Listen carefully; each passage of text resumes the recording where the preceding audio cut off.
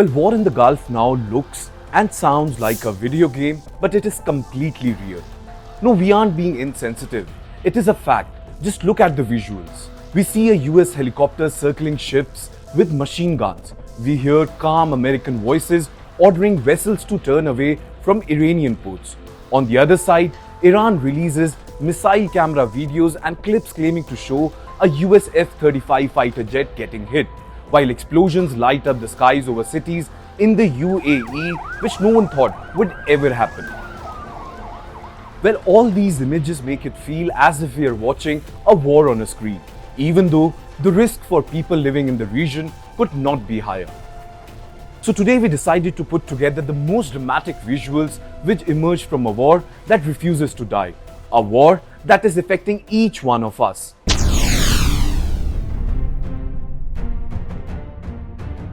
In one of the most striking clips released by US Central Command, a helicopter sweeps low near the Strait of Hormuz as a door gunner levels a heavy machine gun straight at a cargo vessel. Over the radio, the crew issues a chilling warning. You're entering an area of military blockade. If you attempt to run the blockade, we will compel compliance with force. CENTCOM says the video is part of its enforcement of a blockade on ships entering or exiting Iranian ports, with at least 27 vessels already turned back under these rules. The scene, shot from the helicopter with the sea far below and a weapon dominating the frame, looks uncannily like an in-game gun camera, except the stakes are global oil flows and human lives.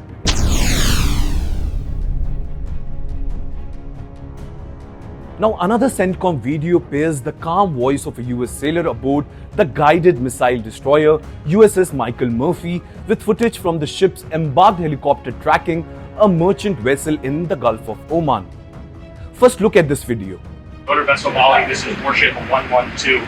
We will be escorting you to your next port of call. Thank you for your cooperation. This is Warship 112, standing by at channel 16. Well, the audio shared on CENTCOM's X account captures the sailor diverting the ship as part of the same effort to police traffic tied to Iranian ports. The instructions are precise but almost feels like a routine. The accompanying video shows the merchant vessel from above, framed by the helicopter's sensor as it complies and alter course under the American orders. US officials stress that commercial traffic not bound for Iran is still moving, but they also boast of deploying more than a dozen warships, over 10,000 personnel and over 100 aircraft to sustain this operation.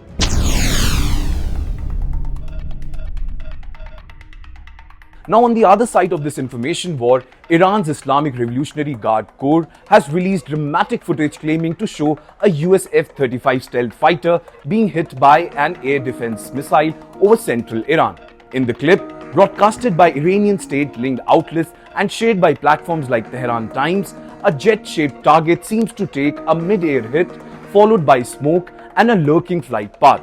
Visuals explicitly marketed as proof that Iran has struck a jet worth around $100 million. Well, the US Central Command has confirmed that an F-35 flying a combat mission over Iran was forced to make an emergency landing at a base in the region, with the pilot in stable condition, and they also say the incident is still under investigation.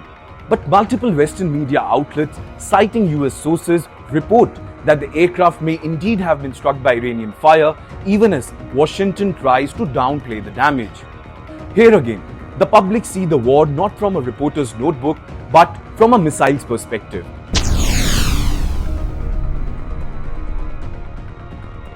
For many in the Gulf, the moment this stopped feeling like a distant conflict was when Iranian missiles and drones began targeting the United Arab Emirates, a place more associated with skyscrapers and shopping malls than incoming fire. Iran's Revolutionary Guard has claimed waves of strikes on US-linked facilities across the region, including Al Dhafra Air Base in the UAE, while state and independent media have carried images and satellite analysis suggesting damage to radar sites and other infrastructure at Gulf bases. The UAE, for its part, confirmed that it has intercepted hundreds of ballistic missiles and thousands of drones since early March, but also acknowledges casualties and damage from falling debris, including at aluminium plants and residential areas. Now, one incident that grabbed global attention was debris from an intercepted Iranian projectile hitting an Oracle-linked building in Dubai Internet City. a symbolic moment that showed how far the war's blast radius now extends into the digital economy. Now, even as fact checkers debunk AI-generated fake clips of air raids over Dubai's landmarks, real footage of explosions, fire, and interception trails over Emirati cities had become part of the nightly news cycles across the globe.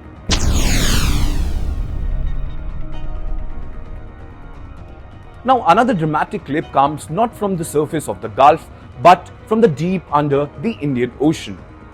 The Pentagon released video set to show a US submarine firing a torpedo that streaks through the water and slams into an Iranian warship, followed by a bright underwater explosion. In fact, US Defense Secretary Pete Hegseth announced that a US submarine had sunk an Iranian Navy ship with a torpedo in international waters, calling it the first time since the Second World War that America had done something like this in active combat. Report identified the vessel as IRIS Dana. Well, the footage itself is classic submarine game imagery: monochrome water, a weapon's eye view, then a distant shape turning into a target just before the blast. Seen on a phone screen or television screen, it feels like a naval combat simulator. Only the brief Pentagon briefings and the count of the dead reminds you this was a real ship with a real crew that never came home.